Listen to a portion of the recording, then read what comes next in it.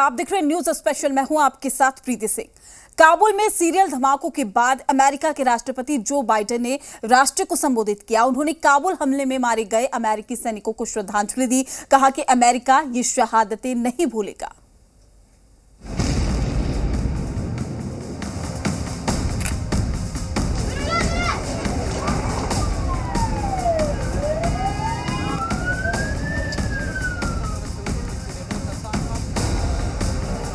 काबुल में सीरियल धमाका, super power भड़का।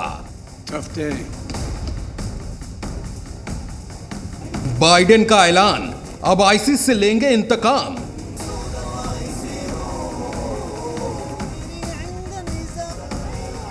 आईसिस के आकाओं को बिल से खोज निकालेंगे। वो जहां भी छिपे बैठे होंगे, हम घुसकर मारेंगे।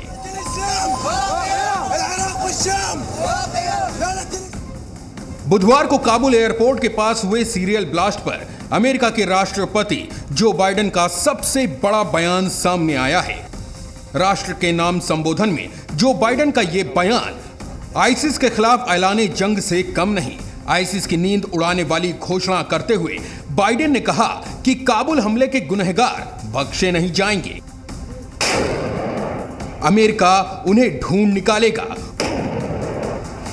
और उसके बाद उन्हें ऐसी सजा देगा जिसे याद रखेगा ISIS Khorasan. To those who carried out this attack,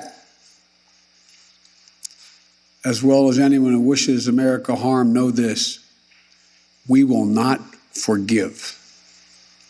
We will not forget. We will hunt you down and make you pay.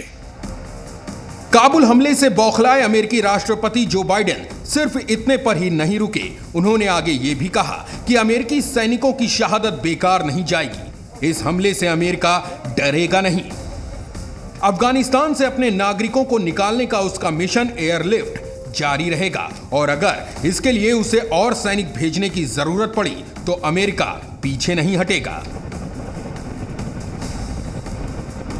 We've been made aware by our intelligence community, the ISIS-K, an arch enemy of the Taliban, has been planning a complex set of attacks on United States personnel and others. And our commanders on the ground and throughout the day, they made it clear that we can and we must complete this mission, and we will. These ISIS terrorists will not win. We will rescue the Americans there. Biden के बयान से ठीक पहले ISIS ने Kabul airport पर सिलसिलेवार हुए बम धमाकों की जिम्मेदारी ली और सुपर पावर अमेरिका को एक तरह से चिढ़ाते और चुनौती देते हुए बाकायदा आत्मघाती हमलावर की तस्वीर भी जारी की। आईसिस के दावे के मुताबिक इसी सुसाइड बॉम्बर ने एक रोज पहले काबुल एयरपोर्ट के पास धमाके का बटन दबाया, खुद भी उड़ गया और साथ में कई निर्दोष आम नागरिकों की जान भी ले ली।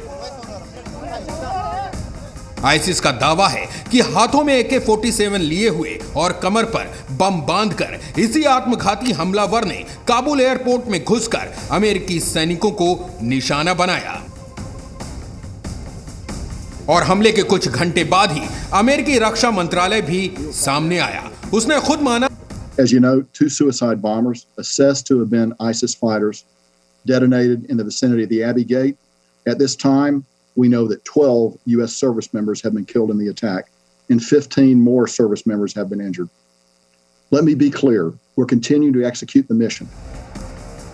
अमेरिकी रक्षा मंत्रालय ने काबुल हमले के बाद प्रेस कॉन्फ्रेंस में जानकारी दी कि अमेरिका को ऐसे हमले का अंदेशा पहले से ही था। 2 आत्मघाती हमलावरों ने ब्लास्ट किया। यह धमाका उस वक्त हुआ जब अमेरिकी कमांडो एबे गेट पर तलाशी ले रहे थे। इसके बाद रक्षा मंत्रालय ने यह भी कहा कि वो इन हमलों से डरने वाला नहीं है और अफगानिस्तान में फंसे अपने लोगों को निकालने के लिए 31 अगस्त की डेडलाइन पूरी करके रहेगा। हालांकि अमेरिकी रक्षा मंत्रालय ने इसी के साथ काबुल में अभी और हमले की आशंका भी जता दी और यह भी कहा कि आईसिस के आतंकवादी काबुल में आगे चलकर रॉकेट से या फिर कार से बम ब्लास्ट कर सकते हैं।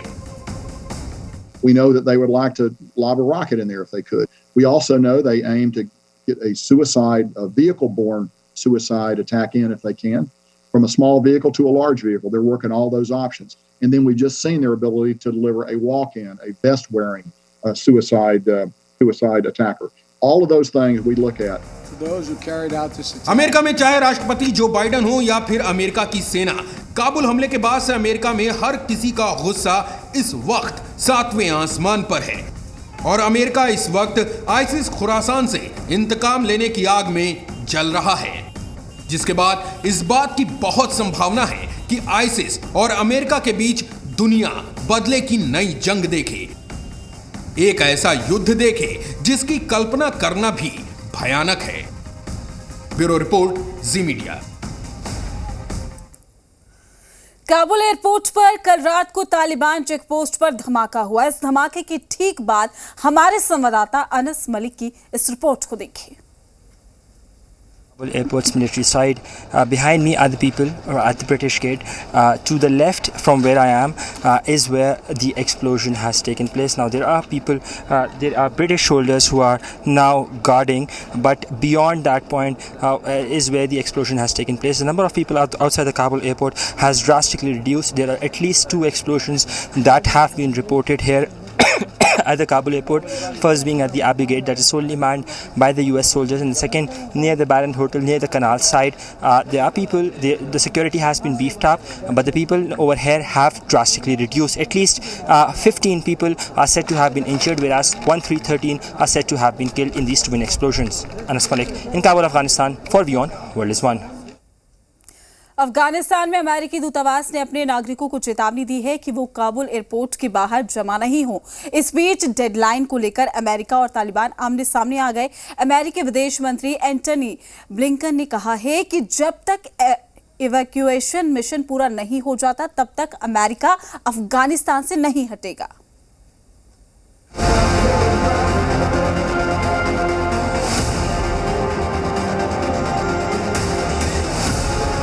अफगानिस्तान पर तालिबान का कब्जा हुए 2 हफ्ता भी नहीं हुए हैं। अमेरिकी सेना अभी पूरी तरह लौटी भी नहीं है, लेकिन काबुल में अमेरिका की जमीन इतनी कमजोर हो गई है कि अमेरिकी सरकार को अपने नागरिकों के लिए ये अलर्ट जारी करना पड़ा कि वो काबुल एयरपोर्ट के बाहर जमा ना हो।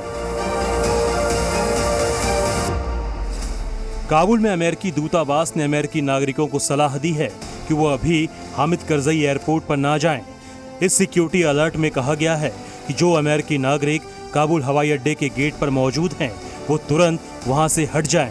अमेरिकी दूतावास की वेबसाइट पर जारी इस एडवाइजरी की कोई वजह नहीं बताई गई है, लेकिन इसमें अमेरिकी नागरिकों से कहा गया है कि वो अपने आसपास मौजूद लोगों और चीज़ों को लेकर सतर्क रहें, खास तौर पर भीड़ भाड़ की स्थिति में चौकन्ना रहें। इससे पहले अमेरिकी राष्ट्रपति जो बाइडन आशंका जता चुके हैं कि अफगानिस्तान में आईएस के आतंकवादी अमेरिकी लोगों पर आतंकी हमले की साजिश कर सकते हैं।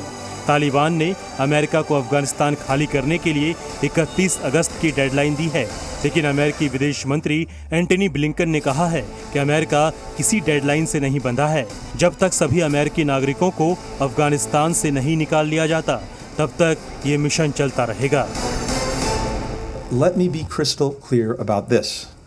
There is no deadline on our work to help any remaining American citizens who decide they want to leave to do so, along with the many Afghans who have stood by us over these many years and want to leave and have been unable to do so. That effort will continue. America के मुताबिक उसके करीब 1000 नागरिक अभी अफगानिस्तान में मौजूद हैं। America को आशंका है कि काबुल एयरपोर्ट पर जमा भारी भीड़ का फायदा आतंकवादी उठा सकते हैं और अमेरिकी नागरिकों पर हमला कर सकते हैं। ब्यूरो रिपोर्ट, जी मीडिया।